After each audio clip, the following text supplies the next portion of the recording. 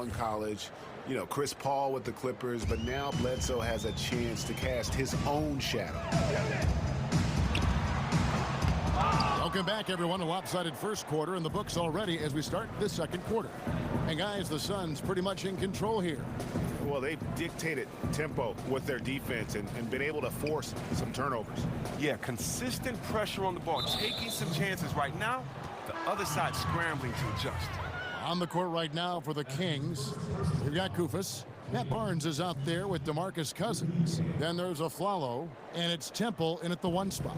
Rudy Gay's checked in for the Kings. Count it, good. Chris, you played for 5 different teams. How much does the city you live in and call home matter during an NBA season? Well, it's different for everybody. You know, it's different for everyone. It was great to go home to Detroit for me because I wanted to live and stay in my city. I wanted to eat my mother's cooking before the game. You know, not many times could I do that. You know, I can only do that once or twice or once a year playing on the West Coast. So, you know, those type of things, being close to your family, you know, if you have younger siblings or children, that type of thing. You know, if you have kids with school they go to, you know, I've seen players take and weigh all those things. But for me, I've just been blessed to play some great places with great fans. Washington, D.C. was a wonderful place. You know, that city really showed us a lot of love as a young team trying to find our way. And then Sacramento, you know, just some of the greatest fans in the world as well, just embracing us. And they had embraced the Sacramento Kings in so many losing seasons, so that's just who they were. Their character was just that of encouragement, and so I'm glad that we were able to give the people of Sacramento what they have been waiting for so long, and that's some exciting basketball. And so, you know, the cities that you play for are very important. And me as a fan, you know, I still thank the Bad Boys for how they represented the city of Detroit during those years, and Isaiah and Joe Dumars and Bill Laimbeer. So for me, just from a fan perspective, the relationship with the city, the players, is always important. Well said. So the Kings call timeout. They're first. And when you watch Eric Bledsoe, I mean, sometimes it's mind-boggling to believe he's only 6'1". I mean, he plays several inches taller, and he's not afraid to take it at big guys. I mean, he's got that incredible wingspan, which obviously helps along with the athletic ability. But, you know, I think he's starting to show people that he can man the helm in terms of that point guard position. And the real question is going to be, can he stay healthy over the course of a season, because the talent is unquestioned. Anthony Tolliver. He's checked in for Kosta Koufos. Knocked away. Second quarter of basketball, just over a minute and a half played. And thinking about Bledsoe, he's just such an explosive player for his height.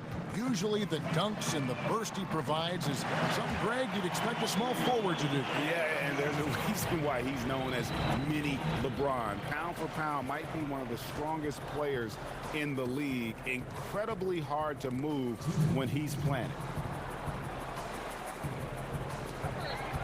It's Gay on the wing. Guarded by Tucker. Step back and squared up. And that's a great piece of work to get to the hoop there. Just tore the D to shreds. Here's Dudley. And, yep, finally dropped after rolling around the rim. And for those of you just joining us, we're almost 2.5 minutes into the second quarter. And let's catch up with our sideline reporter, David Aldridge. Well, guys, we've seen DeMarcus Cousins become one of the elite big men in the NBA, dominant in the post and even adding a three-pointer to his game. But at times, his temper has overshadowed his talent. Cousins says he's now turned a corner, saying, "My mind has grown. I understand the league better. I understand the politics of it. Now I'm becoming the professional I need to be. It took time." Guys, he understands he now has to lead by example. He wants to win, David. We know that. Thank you. The three. Offensive rebound. Cousins. Foul call that time on the way up. That'll give him 2 chances at the free throw line here.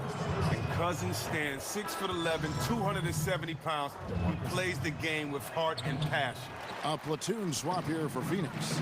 And then for Sacramento, Caspi. He's checked in for Tolliver. Barnes comes in for Rudy Gay. And it's Collison in for Aaron Afflalo.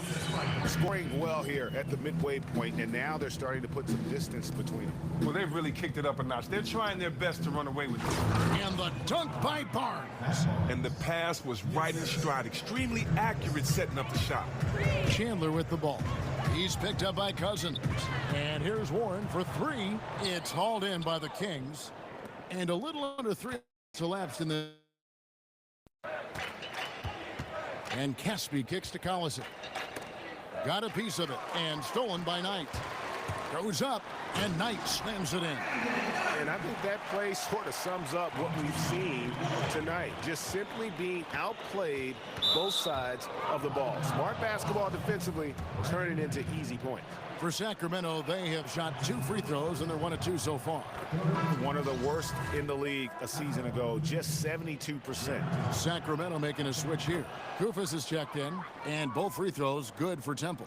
And they're getting to the line a lot in this quarter, guys, and it hasn't been by accident. Chris can't hit. Left side, Collison. Caspi. The kick out to Collison. Drills the three-pointer. Collison's got his first bucket of the game, and he's on the board for 3. The three-point shooting of Collison is huge. It really stretches out the floor for the rest of his teammates. And through one half, it hasn't even been close. Suns lead by 19. And a chance now to send it over to David Aldridge, standing by courtside. David.